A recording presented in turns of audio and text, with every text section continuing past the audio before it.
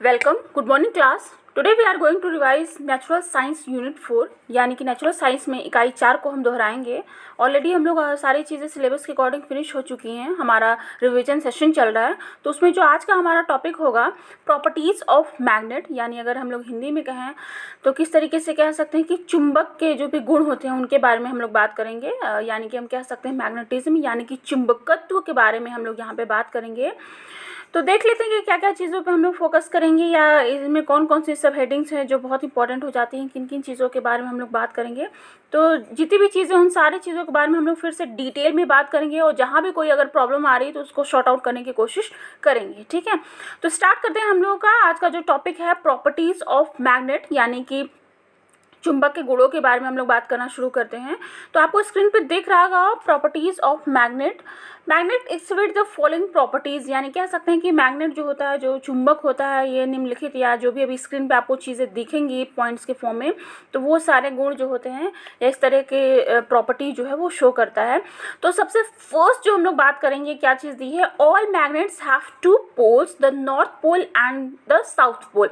यानी कि जब भी हम लोग मैग्नेट की बात करते हैं किस तरह से क्या चीज़ें हो जाती हैं उसके बारे में हम लोग देखेंगे। तो सबसे फर्स्ट पॉइंट इसमें बहुत इंपॉर्टेंट आपका आता है कि कोई भी मैग्नेट होता है तो उसके दो पोल्स होते हैं। किस तरीके से क्या चीज़ें बताई जाती हैं आपको, जैसे मान लीजिए सपोज ये एक मैग्नेट है। मैग्नेट में क्या होता है कि दोनों ही तरफ दोनों जो साइडें होंगी तो एक नॉर्थ और एक साउथ पोल होगा, या एक साउथ या दूसरा जो है वो जाहिर सी बात है नॉर्थ पोल होगा। तो यानी कि हिंदी में अगर हम लोग कहें तो कोई भी चुंबक की जब हम लोग बात करते हैं तो उसके दो ध्रुव होते हैं। ठीक है, ध्रुव यानी कि दो पोल्स होंगे, और कौन कौन सी चीज़ें हो जाएंगी, दक्षिणी और उत्तरी ध्रुव। ठीक है, तो इस तरीके से, या कोई अगर उत्तरी है तो दूसरा छोर जो होगा वो दक्षिणी ध्रुव होगा। तो इस तरीके से दो पोल्स हो जाते हैं जब हम बात करते हैं मैग्नेट की। नेक्स्ट जो हमारा दूसरा पॉइंट दिया हुआ, मैग्नेट्स अट्रैक्ट फेरोमैग्नेटिक मटेरियल्स। अब फेरोमैग्नेटिक मटेरियल्स क्या क्या चीज़ हो जाती है, जैसे एग्जांपल के तौर पे हम ले सकते हैं यहाँ पे आयरन हो गया, आपका निकेल हो गया, लोहा हो गया, निकेल हो गया, कोबाल्ट हो गया। तो ये सारे कुछ एग्जांपल्स हो जाते हैं जिनको क्या करता है मैग्नेट जो है वो अट्रैक्ट करता है, यानी कि आकर्षित करता है। तो ये हो जाता है हमारा पॉइंट। नेक्स्ट देखते हैं इसमें क्या क्या चीज़ें दी गई हैं। नेक्स्ट जो आपका थर्ड पॉइंट दिया हुआ है, the magnetic force of a magnet is stronger at its poles than its middle.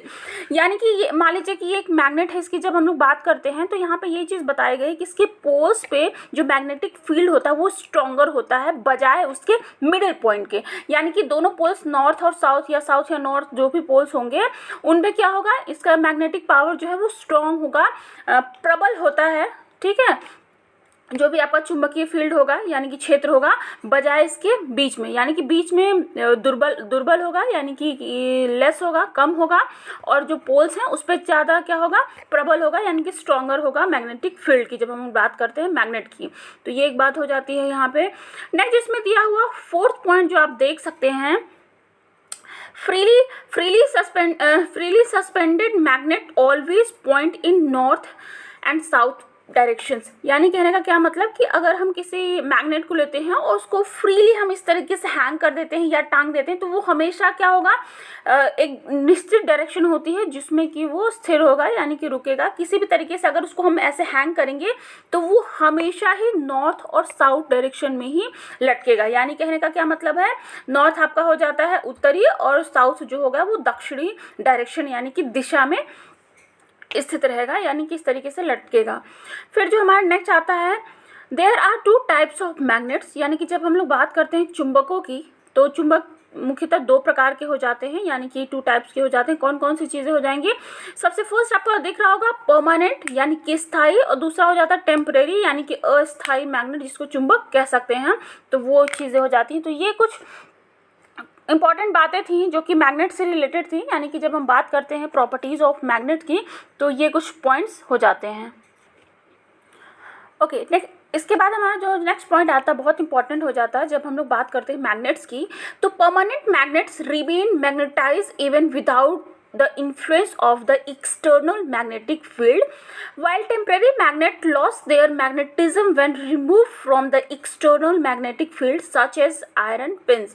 यानी कहने का क्या मतलब, अभी हम लोग बात कर रहे थे मैग्नेट्स की, तो मैग्नेट की जब टाइप्स की हम लोगों ने बात की थी तो वो दो प्रकार के थे, यानी कि 2 टाइप्स के थे। एक था आपका परमानेंट और दूसरा था टेम्परेरी। अब यहाँ पे बात कर रहे हैं परमानेंट और टेम्परेरी, दोनों को ही हम कंपेयर करेंगे किस तरह से क्या चीज़ें शो होती हैं। तो इसमें दिया हुआ कि जो परमानेंट मैग्नेट होगा वो क्या होगा, उसमें से अगर हम उस पर जो जिस तरीके से क्या होता है मैग्नेटिक फोर्स की बात जब हम लोग करते हैं, यानी कि जो परमानेंट मैग्नेट है वो तब भी मैग्नेटाइज ही रहेगा, यानी कि उसके में अंदर वो सारी प्रॉपर्टीज़ रहेंगी तभी जब हम उसमें से एक्सटर्नल मैग्नेटिक फील्ड का जो इन्फ्लुएंस है उसको हटा लेंगे, फिर भी परमानेंट जो है वो उसके अंदर वो प्रॉपर्टी रहेगी ही रहेगी, यानी कि वो ऑलरेडी मैग्नेटाइज रहेगा। लेकिन जब हम कंपेयर करते हैं टेम्परेरी से, यानी कि अस्थायी मैग्नेट की जब हम लोग बात करते हैं, तो उसमें से अगर हम लोग एक्सटर्नल जो भी आपका मैग्नेटिक फील्ड है उसको अगर इन्फ्लुएंस जो है उसको हम रिमूव कर लें या उसको हटा दें वहाँ से, तो वो क्या करेगा, वो ऐसे शो नहीं करेगा, वो लॉस कर देगा अपना मैग्नेटिज्म जो होगा, यानी कि उसके अंदर से वो जो प्रॉपर्टी है वो हट जाएगी, यानी वो प्रॉपर्टी शो नहीं होगी, यानी कि मैग्नेटाइज नहीं होगा। तो ये दोनों में फ़र्क हो जाता है, एक बहुत इंपॉर्टेंट जो कि आपको पता होना चाहिए। यानी कि जब हम लोग बात करते हैं मैग्नेट की और मैग्नेट के टाइप्स की जब हम लोग बात करते हैं, तो परमानेंट और टेम्परेरी मैग्नेट में यही दोनों में मेजर डिफरेंस हो जाता है, किस तरह से क्या चीज़ें वर्क करती हैं। अब जो हमारा नेक्स्ट बहुत इंपॉर्टेंट पॉइंट आता है, कोई भी चीज़ हम पढ़ते हैं या कोई भी टॉपिक हमारा आता है तो उसमें सबसे इंपॉर्टेंट चीज़ हो जाती है, उसके बारे में हम लोग जब भी बात करते हैं तो उसका हिस्टोरिकल बैकग्राउंड बहुत इंपॉर्टेंट होता है, यानी कि उसकी ऐतिहासिक पृष्ठभूमि क्या रही है या उसका क्या इतिहास रहा है पुराने टाइम में या प्रेजेंट टाइम में, जो भी चीज़ें हैं उससे रिलेटेड क्या उसकी हिस्ट्री रही है, यानी उसका क्या इतिहास रहा, उसको जाना बहुत ज़रूरी हो जाता है। उसी तरीके से आज हम लोग का जो टॉपिक है प्रॉपर्टीज़ ऑफ मैग्नेट की जब हम लोग बात करते हैं, यानी चुंबकों के गुणों की जब हम बात करेंगे, मैग्नेटिज्म यानी कि चुंबकत्व की जब हम लोग बात करते हैं तो उसकी हिस्ट्री जाननी बहुत ज़रूरी हो जाती है। थोड़ा सा देखेंगे किस तरह से क्या चीज़ें हैं। Magnetism was first discovered in ancient world when people notice that lodestones naturally magnetized piece of the minerals magnetite could attract iron। क्या देखा गया कि ये किस तरीके से जब हम लोग डिस्कवरी की बात करते हैं या इतिहास की बात करते हैं, तो फर्स्टली ये चीज़ जो है वो प्राचीन काल में कब देखी गई कि कुछ मतलब तब उस समय के लोगों ने ये नोटिस किया। तो क्या नोटिस किया कि इस तरीके से लोडस्टोन जो है वो नेचुरली यानी कि प्राकृतिक तौर पे मैग्नेटाइज होकर पीसेस को जो क्या कर अट्रैक्ट करता है, जैसे कि आपके आयरन पार्टिकल्स हो गए या इस तरीके से चीज़ों को। तो ये तब ये चीज़ इस तरीके से नोटिस की गई थी, देखी गई थी, यानी हम कह सकते हैं उस समय इसकी खोज की गई थी या इस तरीके से चीज़ें शुरुआत हुई, ये इसका इतिहास रहा है। The word magnet comes from the Greek term, यानी कि जब हम बात करते हैं मैग्नेट क्या, तो हम ये कह सकते हैं ये ग्रीक टर्म है, यानी कि ग्रीक वर्ड टर्म यानी इस तरीके से लाया गया है। नेक्स्ट इसमें एक बहुत इंपॉर्टेंट चीज़ दी गई है जो कि जानना ज़रूरी हो जाता है किस तरह से क्या, जब हम बात करते हैं हिस्ट्री की। The ancient Indian medical text Sushruta Samhita जिसको कहा जाता है, कई बार अलग अलग लोग अलग तरीके से इसको प्रोनाउंस करते हैं, describe using magnetite to remove arrows embedded in the person body. यानी कहने का क्या मतलब हुआ, उन्होंने क्या किया, इस चीज़ का ईजाद किया या कह सकते हैं मेडिकल फील्ड में किस तरीके से मैग्नेट का यूज़ किया और एरो जो उनके बॉडी में लग जाते थे उसको रिमूव करने के लिए।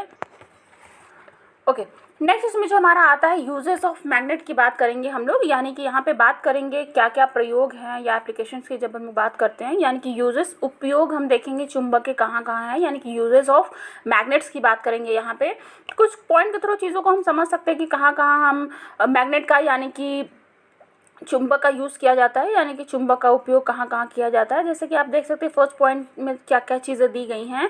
Magnets are use inside TV, sound speakers and radios, यानी कि जो भी टीवी हो जाएगा आपका, स्पीकर, साउंड, रेडियो, इन सारी चीज़ों में ही मैग्नेट का यूज़ किया जाता है। द स्मॉल कॉइल ऑफ, यहाँ पे कह सकते हैं कि wires and a magnet inside a speakers transform the electric signals to sound vibration. जो भी इलेक्ट्रिक सिग्नल्स होते हैं उनको साउंड यानी कि आवाज़ कह सकते हैं या कंपन में वाइब्रेट करके या इस तरीके से चेंज कर देती है, तो ये इसलिए यहाँ पे यूज़ होता है। तो मोटा मोटा हम ये इस तरीके से कह सकते हैं बेसिकली यहाँ पे कि जो मैग्नेट का इस्तेमाल होता है वो टीवी, रेडियो या स्पीकर्स वगैरह में होता ही होता है। तो ये एक बात हो जाती है। दूसरा यहाँ पे हम देखते हैं magnets are use in filtering machines which separate metallic ores from crust rocks. अब यहाँ पे क्या चीज़ें हो जाती हैं, जब खुदाई होती है ज़मीन से या इस तरीके से चीज़ें होती हैं, तो वहाँ पे क्या हो जाता है कि मैग्नेट जो होता है वो भी फिल्टर यानी कि उनको छानने में या मशीन से अलग करने में, जो भी मेटालिक ओर्स होते हैं या धात्विक ओर या कह सकते हैं क्रश से निकालने में रॉक जो होती हैं, तो उनको सेपरेट करने में भी ये मदद करती है, यानी कि वहाँ भी इनका इस्तेमाल किया जाता है इंडस्ट्रीज़ में, मशीनों में। तो ये एक बात हो जाती है। फिर नेक्स्ट पॉइंट जब हम लोग बात करते हैं यहाँ पे, it is also used in food processing industries for separating small metallic piece from grains etcetera. यानी कि यहाँ पे क्या कह रहे हैं कि जब हम बात करते हैं मैग्नेट्स की, तो वो भी फूड इंडस्ट्रीज में प्रोसेसिंग में बहुत जगहों पे यूज़ होता है। कई बार जो ग्रेन्स होते हैं या जो भी अनाज वगैरह हैं या कोई भी ऐसी चीज़ ईटेबल है, तो उसमें से कुछ पार्टिकल्स या इस तरीके की चीज़ों को अलग करने के लिए, यानी कि सेपरेट करने के लिए, जो स्मॉल मेटालिक पीसेस होते हैं या जो भी नुकसानदायक पदार्थ होते हैं, तो उनको निकालने में इसका इस्तेमाल किया जाता है।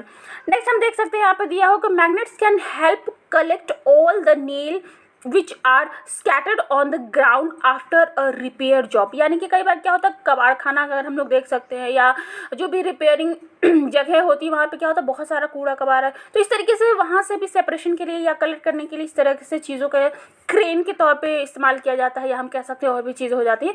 तो इस तरीके से कुछ यूजेस थे जो कि आपका हम देख सकते हैं, यूज़ ऑफ मैग्नेट हम कह सकते हैं इसको। इसके अलावा और भी बहुत सारे दुनिया में यूज़ होते हैं, तो ये कुछ इंपॉर्टेंट यूजेस है जहाँ पे कई बार क्या होता है कि जो हम लोग फ्रिज यूज़ करते हैं, फ्रिज में भी मैग्नेट का यूज़ किया जाता है।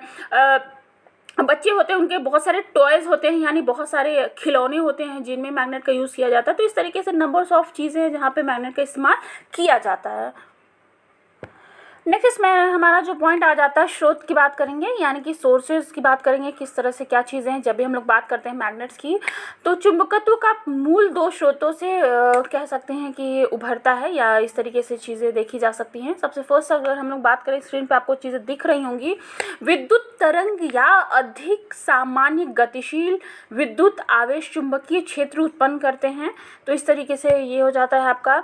कई कणों में अशून्य नैज या प्रचक्रण चुंबकीय आघूर्ण होते हैं, वैसे ही जैसे प्रत्येक कण में सहज रूप से एक निश्चित द्रव्यमान और आवेश होता है। द्रव्यमान यानी कि मास हो जाता है आपका, आवेश यानी कि चार्ज कह सकते हैं। प्रत्येक में निश्चित चुंबकीय आघूर्ण होता है जो संभवतः शून्य हो सकता है। तो ये एक चीज़ हो जाती है बहुत इंपॉर्टेंट आपकी। चुंबकीय सामग्रियों में चुंबकत्व के स्रोत नाभिक। अब ये बहुत इंपॉर्टेंट चीज़ हो जाती है, नाभिक यानी कि हम कह सकते हैं सेंटर पॉइंट या न्यूक्लियस कह सकते हैं। इस तरीके से चुंबकीय सामग्री में चुंबकत्व के स्रोत नाभिक के आसपास इलेक्ट्रॉन की कक्षीय कोणीय गति और इलेक्ट्रॉनों के आंतरिक चुंबकीय संवेग होते हैं। तो ये एक बहुत इंपॉर्टेंट चीज़ हो जाती है कि जब हम लोग बात करते हैं यहाँ पे किस तरह से क्या चीज़ें होती हैं या मैग्नेट से रिलेटेड बात करते हैं, तो यहीं पे दिया हुआ है कि जो उसके नाभिक के आसपास का इलेक्ट्रॉनिक का जो कक्षीय कोणीय गति होती है, इलेक्ट्रॉन की आंतरिक चुंबकीय संवेग होते हैं। तो ये एक चीज़ हो जाती है यहाँ पे। नेक्स्ट में क्या चीज़ें आ जाती है उसको हम लोग देखेंगे। जब भी हम लोग बात करते हैं मैग्नेट्स की, तो ये कुछ टर्म बहुत इंपॉर्टेंट आपके आ जाते हैं, उनको हम लोग देखेंगे, जो कि आपका प्रतिचुंबकत्व जिसको कहा जाता है। अब ये क्या होता है उसके बारे में हम लोग देखेंगे। प्रतिचुंबकत्व सभी द्रवों में प्रकट होता है, यानी कि सभी जो भी मैटर होंगे या पदार्थ इस तरीके से कह सकते हैं, और प्रयुक्त चुंबकीय क्षेत्र का विरोध करता है। तत्वों की प्रवृत्ति यानी किसी भी चीज़ का नेचर हम कह सकते हैं, और इसलिए चुंबकीय क्षेत्र द्वारा विकर्षित होना। विकर्षित यानी कि रिपल होता है इस तरीके से, क्योंकि विकर्षण हो जाता है जो आकर्षण का अपोजिट, इस तरीके से हम कह सकते हैं। तो ये एक चीज़ हो जाती है। अब यहाँ पे एक बहुत इंपॉर्टेंट पॉइंट आता है आपका, जो कि है किसी प्रतिचुंबकीय द्रव्य में, यानी कह सकते हैं कि किसी प्रतिचुंबकीय द्रव्य में कोई अयुग्मिक इलेक्ट्रॉन नहीं होते हैं, अतः आंतरिक इलेक्ट्रॉन चुंबकीय संवेग को थोक प्रभाव यानी कह सकते हैं थोक प्रभाव उत्पन्न नहीं कर सकते हैं। इन मामलों में चुंबकत्व इलेक्ट्रॉन की कक्षीय संवेगों में उभरता है, जिसे शास्त्रीय तौर पर निम्नता समझा जा सकता है, यानी कि बिल्कुल निम्नता, बहुत एकदम से उस तरीके से कह सकते हैं हम। तो ये एक बात हो जाती है जब हम प्रतिचुंबक की बात करते हैं। नेक्स्ट जिसमें पॉइंट आता है हमारा है अणु चुंबकत्व क्या होता है, तो उसको देखेंगे। अणु चुंबकीय द्रवों में अयुग्मिक इलेक्ट्रॉन मौजूद होते हैं, अर्थात परमाणु या आणविक कक्षीय जिनमें केवल सिर्फ एक इलेक्ट्रॉन होता है, जबकि पाउली अपवर्जन सिद्धांत के अनुसार ये इनका एक बहुत इंपॉर्टेंट है, युग्मित इलेक्ट्रॉनों के लिए ज़रूरी है उनके आंतरिक प्रचक्रण यानी कि चुंबकीय संवेग विपरीत दिशा में इंगित हो, जो उसके चुंबकीय क्षेत्रों को रद्द कर दे, यानी कि डिफ्यूज कर दे, या इस तरीके से कह सकते हैं बिल्कुल ख़त्म कर दे। तो ये एक चीज़ हो जाती है यहाँ पे जब हम बात करते हैं अणु चुंबकत्व की। अब नेक्स्ट इसमें हमारा आता है लौह चुंबकत्व की बात करेंगे। यहाँ पे अणु चुंबकीय द्रव के अनुसार लौह चुंबक में अयुग्मिक इलेक्ट्रॉन्स होते हैं। तो ये एक बात हो जाती है यहाँ पे। यद्यपि इलेक्ट्रॉनों की चुंबकीय संवेगों की किसी प्रयुक्त क्षेत्र के समानांतर रहने की प्रवृत्ति, यानी कि जो नेचर हो सकता है जिसको कह सकते हैं, के अलावा इन द्रवों में न्यून ऊर्जा स्थिति के अनुरक्षण के लिए एक दूसरे के समानांतर इन चुंबकीय संवेगों के विन्यस्त होने की प्रवृत्ति भी होती है, यानी कि इस तरीके से चीज़ें कही जा सकती हैं। तो ये हो जाता है लौह चुंबकत्व की जब हम लोग बात करते हैं। तो नेक्स्ट इसमें आता है हमारा जो बहुत इंपॉर्टेंट है चुंबकीय डोमेन, यानी कि मैग्नेटिक डोमेन्स की जब हम लोग बात करते हैं। तो किसी लौह चुंबकीय द्रव में परमाणुओं के चुंबकीय संवेग उन्हें छोटे स्थायी चुंबकों की भांति व्यवहार करने के लिए बाध्य करते हैं, यानी कि इस तरीके से कुछ चीज़ें हम कह सकते हैं। या चुंबकीय डोमेन्स की जब हम लोग बात करते हैं तो किसी लौह चुंबकीय द्रव यानी कि मैटर जिसको कह सकते हैं कि उसमें परमाणुओं की चुंबकीय संवेग उन्हें छोटे छोटे यानी कह सकते हैं अलग अलग से या बहुत स्मॉल परमानेंट चुंबकों की तरह बिहेव करने के लिए बाध्य कर देते हैं या मजबूर कर देते हैं, या इस तरीके से सिचुएशन क्रिएट होती है। वे एक साथ जुड़े रहते हैं और चुंबकीय डोमेन कहलाने वाले कमोवेश एक रूप संरेखन वाले छोटे क्षेत्रों में संरक्षित कर लेते हैं। तो ये एक चीज़ हो जाती है जब हम लोग बात करते हैं चुंबकीय डोमेन्स की, मतलब छोटे छोटे इस तरीके से व्यवहार तो करते हैं और साथ में इस तरीके से वो रहते हैं। कई वैज्ञानिक प्रयोग मौजूद हैं जो कि भौतिक रूप से चुंबकीय क्षेत्र दिखा सकते हैं, यानी कि उसके प्रभाव की जब हम लोग बात करते हैं तो किस तरह से क्या चीज़ें हो जाएंगी उसको देखेंगे। नेक्स्ट हेडिंग आपको दिख रहा होगा प्रभाव, यानी कि किस तरह से देखेंगे चीज़ों को। जब डोमेन में कई अणु होते हैं वह अस्थायी हो जाता है और दो विपरीत दिशाओं में सुयोजित डोमेन्स में संरेखित हो जाता है ताकि वे दाईं ओर दिखाए गए अनुसार अधिक स्थिरता के साथ एक दूसरे से जुड़े रहें। तो ये कंडीशन होती है जब हम प्रभाव की बात करते हैं। जब चुंबकीय क्षेत्र के संपर्क में हो डोमेन सीमाएं जो होती हैं वो गतिशील होती हैं ताकि चुंबकीय क्षेत्र से संरेखित डोमेनों में वृद्धि हो और बाईं ओर दिखाए गए अनुसार संरचना पर हावी हो सके, ज़्यादा इफेक्टिव हो सके। तो इस तरीके से चीज़ें हो जाती हैं। नेक्स्ट जो हमारा है इसमें आता है जो हेडिंग है वो है लौह चुंबकत्व, यानी ये क्या होता है उसको देखेंगे। लौह चुंबकत्व के समान कह सकते हैं समान क्षेत्र की अनुपस्थिति में लौह चुंबक अपना चुंबकत्व बनाए रखते हैं। तो ये एक बहुत इंपॉर्टेंट बात हो जाती है ताकि प्रति लौह चुंबकों की भांति इलेक्ट्रॉन प्रचक्रणों के पड़ोसी युग्म विपरीत दिशाओं में इंगित करते रहें। ये दो गुण विरोधाभासी नहीं है क्योंकि इष्टतम या कह सकते हैं ज्यामितीय व्यवस्था में ज्योमेट्रिकली हम कह सकते हैं विरोधी दिशा में इंगित करने वाले उपजालकों की तुलना में एक दिशा में ही इंगित करने वाले उपजालक इलेक्ट्रॉनों से अधिक चुंबकीय संवेग रहता है। तो ये एक चीज़ हो जाती है जब हम लोग बात करते हैं लौह चुंबकत्व की। इसमें जो नेक्स्ट हमारा आता है वो है आपका दिख रहा होगा स्क्रीन पे प्रतिलौह चुंबकीय व्यवस्था कह सकते हैं इसको। तो लौह चुंबकीय से उल्टे प्रतिलौह चुंबकत्व में विपरीत दिशाओं में सूचित करने के लिए आसपास के कर्षण शक्ति वाले इलेक्ट्रॉनों में आंतरिक चुंबकीय संवेग की प्रवृत्ति या कह सकते हैं इस तरीके से नेचर होती है या होता है जब सभी परमाणु पदार्थों में व्यवस्थित होते हैं ताकि प्रत्येक पड़ोसी या कह सकते हैं प्रति संरेखित हो, यानी कि पदार्थ प्रतिलौह चुंबकीय होता है। तो ये एक चीज़ हो जाती है बहुत इंपॉर्टेंट। प्रतिलौह चुंबकों में कह सकते हैं कि यहाँ पे शून्य निबल चुंबकीय संवेग होता है जिसका अर्थ है उनके द्वारा कोई क्षेत्र निर्मित नहीं होता है। तो ये एक बात हो जाती है। अब नेक्स्ट इसमें जो हमारा आता है जो नेक्स्ट है वो है सुपर प्रतिचुंबकत्व, यानी जिसके बारे में देखेंगे किस तरह से क्या चीज़ें होती हैं। जब लौह चुंबक पर्याप्त छोटा होता है या इस तरीके से कह सकते हैं वह ब्राउनियर संवेग के अधीन एकल चुंबकीय चक्रण के समान कार्य करता है। चुंबकीय क्षेत्र के प्रति अपनी प्रक्रिया गुणात्मक रूप से प्रतिचुंबकत्व के समान ही लेकिन बहुत बड़ी होती है। विद्युत चुंबकत्व क्या होता है इसको हम लोग देखेंगे, यानी कि जब हम लोग बात करते हैं सुपर प्रतिचुंबकत्व की, तो यहाँ पे चीज़ें बताई गई हैं किस तरह से क्या चीज़ें हैं, वो हो जाता है आपका। और यानी कह सकते हैं जब हम बात करते हैं सुपर प्रतिचुंबकत्व की, तो यहाँ पे क्या कह रहे हैं कि चुंबकीय क्षेत्र के जो प्रति होता है वो उनका गुणात्मक रूप से इस तरीके से कह सकते हैं कि प्रतिचुंबक के ही समान होता है लेकिन बहुत बड़ा होता है। तो ये एक चीज़ हो जाती है यहाँ पे। नेक्स्ट जो हमारा आता है विद्युत चुंबकत्व की, जब हम लोग बात करते हैं तो विद्युत चुंबकत्व एक ऐसा चुंबक है जिसका चुंबकत्व विद्युत धारा के प्रवाह से उत्पन्न होता है। जब यहाँ पे किस तरीके से क्या चीज़ें हो जाती हैं, धारा बंद हो जाता है तो चुंबकीय क्षेत्र गायब हो जाता है। कहने का क्या मतलब, यहाँ पे इस तरीके से जब हम बात करते हैं विद्युत चुंबकत्व की, तो यहाँ पे ऑलरेडी दिया कि ये एक इस तरीके का चुंबक होता है जिसमें विद्युत धारा के प्रवाह के हिसाब से चीज़ें होती हैं, और जैसे ही विद्युत धारा के जो प्रवाह है या करंट का जो फ्लो है वो बंद हो जाता है, तो वैसे ही यहाँ पे सारी चीज़ें क्या हो जाती है, चुंबकीय क्षेत्र या जो इलेक्ट्रॉनिक फील्ड डेवलप हुआ है वो एकदम से गायब हो जाता है।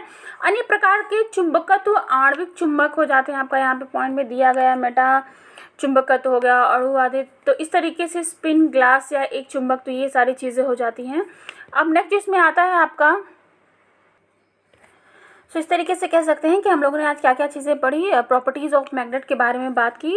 इसमें और भी काफ़ी इंपॉर्टेंट चीज़ें रह गई, तो उसको हम लोग आगे के लेक्चर में कंटिन्यू करेंगे। जैसे कि जब हम लोग यहाँ पे बात करेंगे तो और इसके आगे क्या क्या चीज़ें रह गई हैं, तो कुछ चीज़ें इंपॉर्टेंट रह गई जैसे चुंबकीय क्षेत्र और उसके प्रभाव क्या क्या चीज़ें हो जाती हैं, और विद्युत विभव क्या हो जाता है या जिसको पोटेंशियल कहा जाता है, वो उन सब चीज़ों के बारे में देखेंगे। या कुछ टर्म्स हो जाते हैं उन सारी चीज़ों से रिलेटेड, जैसे शंट क्या होता है, मीटर क्या होता है, वोल्ट मीटर क्या है, तो इन सारी चीज़ों के बारे में हम लोग आगे वाले लेक्चर में कंटिन्यू करेंगे। Okay, thank you class.